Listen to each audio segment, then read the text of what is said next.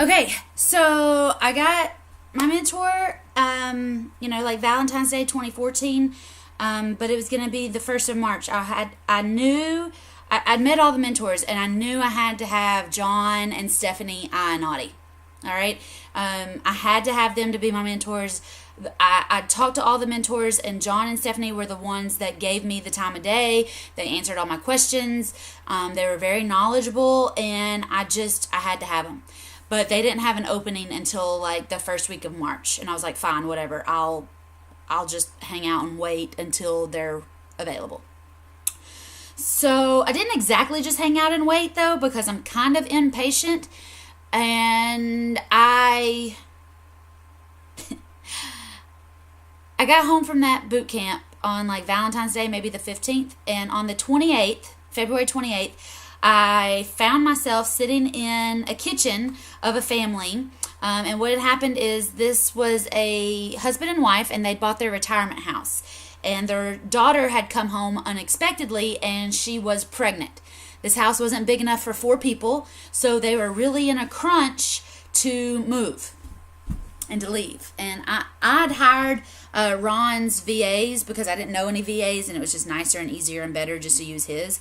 So this lead had come from Zillow. The VAs had found it and called, and I'd called and set up an appointment that morning. And that night, I'm sitting in their kitchen writing out a contract, telling them exactly what I know, telling them that basically I'm a boot camp graduate and that I can help them. I can take over their payments, and I can buy it for what they owe on it.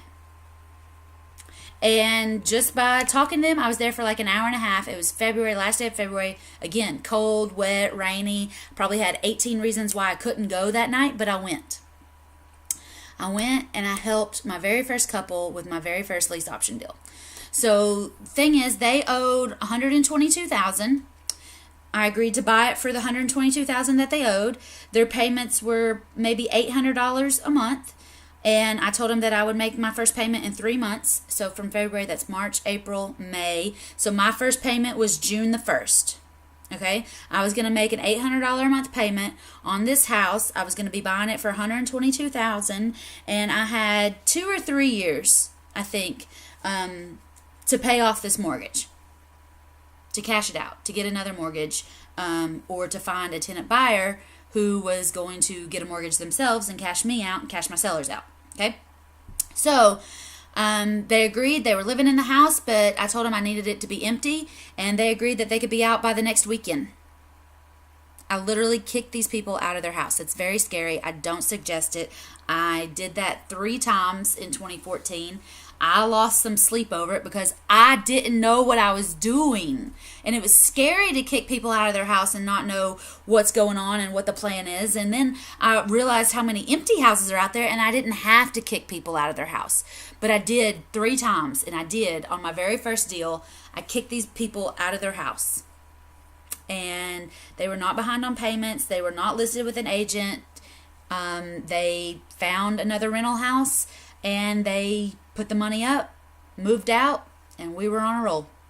So I put a lockbox on the house like the next week. All right.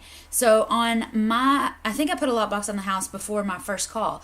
So I had my first call with John Ionati on like the second Monday of March. So it'd been almost a full month since I left the boot camp, and I already got a house under contract. So the first time I got on the phone with John, I was like, "Hey, okay, so I've got this house. I've bought it. I've got it under contract for 122.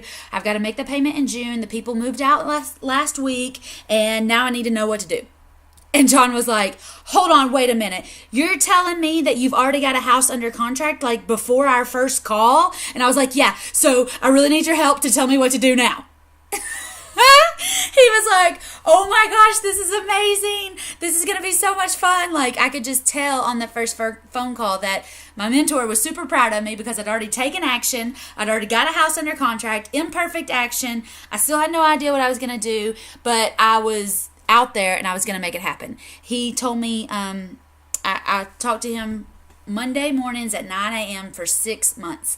And by the end of it, John told me that I was the fastest student that he'd ever had. He'd never been on a first phone call with somebody who already had a house under contract. He said usually on the first phone call we talk about setting up a website, or we talk more about a yellow letter campaign, but we do not get into strategy on the very first call until I happened. Okay? So I was determined to make this work.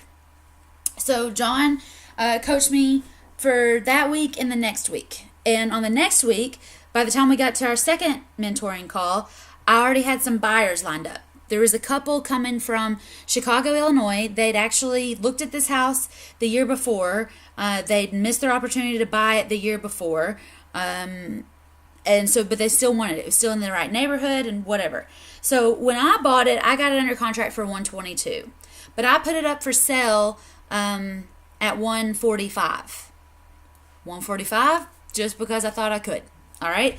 But these people called and they said, hey, we saw the house was for sale again, but it was $135 for a couple days while my seller had it on Zillow, which is how Ron's VAs found it, and I was able to go and make an offer on it. Why is it up to $145 now? And I was like, oh, well, I bought it. I've got it under contract, and I can give people a lease option on it. And these people were like, well, we're interested in it, but we're coming from Chicago. We want to know if we can still have it for $135. And at this point, I don't know what I'm doing. And I was just like, okay, what did I care? I was still going to make $13,000 between $122 and $135, right? So they ended up coming down from Chicago, and they were here like the next day. And I had an open house, and they were the only people that showed up. I had 3, 4, 5, 6 people who said they wanted to come. But these were the only people that showed up, and I didn't know what I was doing, but I talked to John like the day before, and he'd given me some ideas of how to talk to these buyers and how to negotiate a plan and how to get a good strategy going. And so when they showed up, I was expecting 5 or 6 people, so I didn't really pay any attention to them. I just kind of let them walk through the house. I took some calls, probably had a call about a dump truck or two, and I didn't really pay attention to them until they were like, okay, we want it. Awesome. Let's do a lease option on it. They were like, actually, we've got a house in Chicago. We're going to be selling it. We don't really want to do a 2-year lease option with you.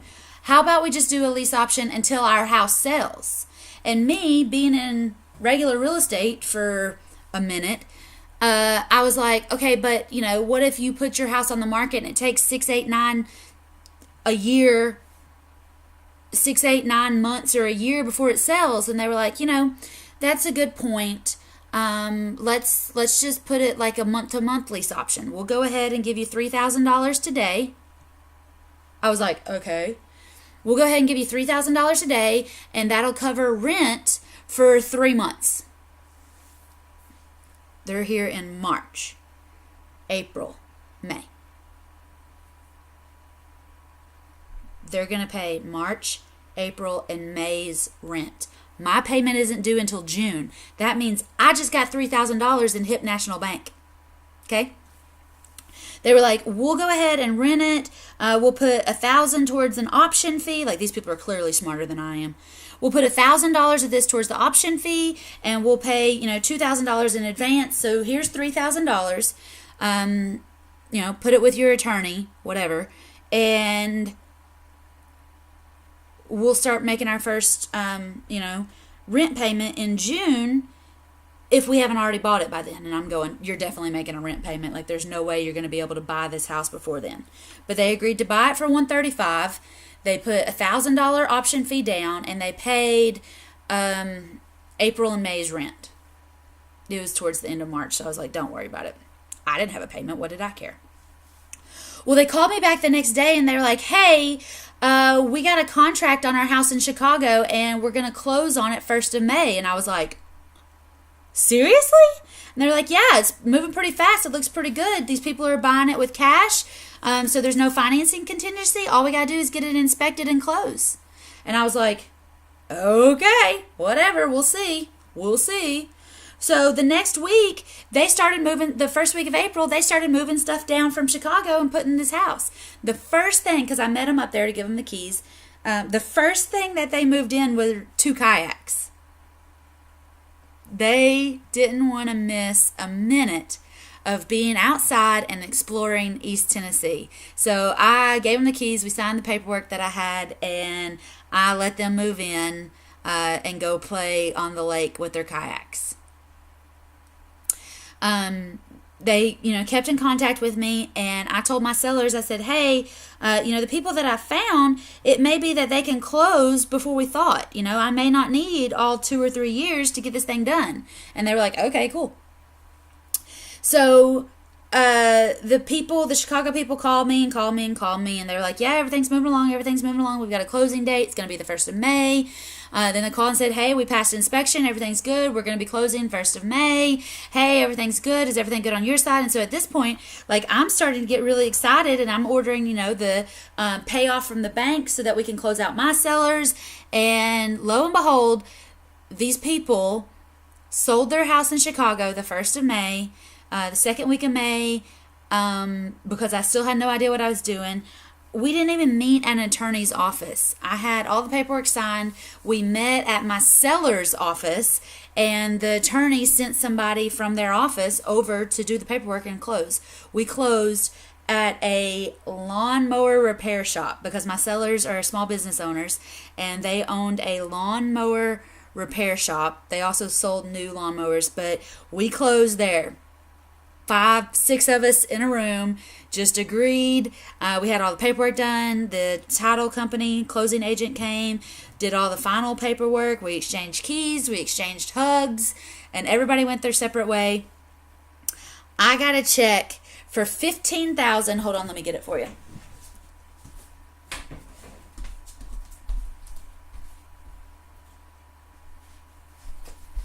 Okay, remember they gave me a check for $3,000, and since they gave me a check for $3,000, $1,000 of it went towards their earnest money, which went towards their purchase price, but $2,000 of it went towards rent. So on May 13th, 2014, I got a check for $13,160.50. So $13,160. Can you see that? All right. To me, May 13th, 2014. And I wrote this little story up. It's in Ron LeGrand's book, The Less I Do, the More I Make.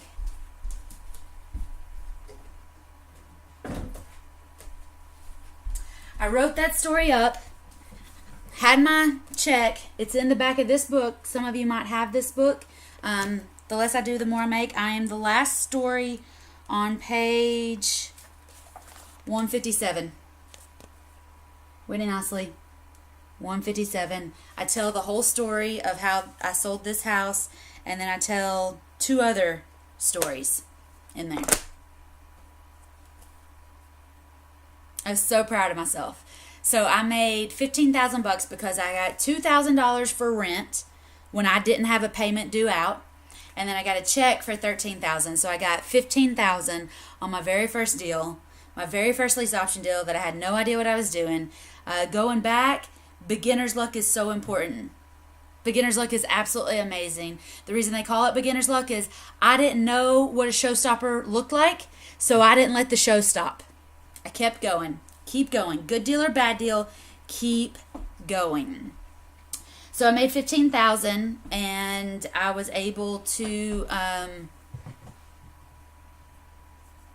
pay Jason back, paid myself back, and on the next deal I made $8,000. So I was back in the money with 2 deals. And I didn't flip this house. I didn't touch this house. It was the first seller I talked to after the boot camp. It was the only buyer I talked to, the first buyer, the only buyer that I talked to on this house. I learned that what I did right there is called wholetailing. In the book here, I called it wholesaling, but it's not. It's wholetailing. I bought it at a wholesale price, and I sold it to a retail buyer for a retail price. It is wholetailing. And it was awesome. It made me $15,000 on a house that I hadn't taken title to, a house that I had a really good, 2-year lease option on, a house that I didn't have a payment due on, but a house that I was able to get 2 months of rent and get a really sweet assignment fee, because I had the house under contract for $122,000 and I assigned my rights to that contract over to my buyer for the balance of $135,000. So I got the squeeze in the middle of $13,000. That was my very first deal, and I was completely hooked with lease options. I got my shut up check, which your shut up check is your first check from your first deal. It's not really a shut up check to shut you up. It's a shut up check to shut up your friends and family who doubted you. It's a check to shut up any future sellers who may not want to deal with you. And it's a shut up check for that nasty little booger that lives inside your brain that is called pride. It's called scaredy cat. It's called, naysayer. Am I smart enough? Am I experienced enough? Can I actually do this? This shut up check shuts up all of those voices inside and outside of your head. So I made $15,000 in my very first deal, 8 weeks after I got it. I got it February 28th, and we closed May 13th. Maybe 10 weeks. But from leaving Ron LeGrand's Quick Start Boot Camp on lease options February 14th, March, April, May, 3 months, almost to the day, I got a check for $13,000. And I've learned a lot since then. And I'll be glad to share more with you. I'll talk about my next deal on the next video, the one that I made $8,000 on.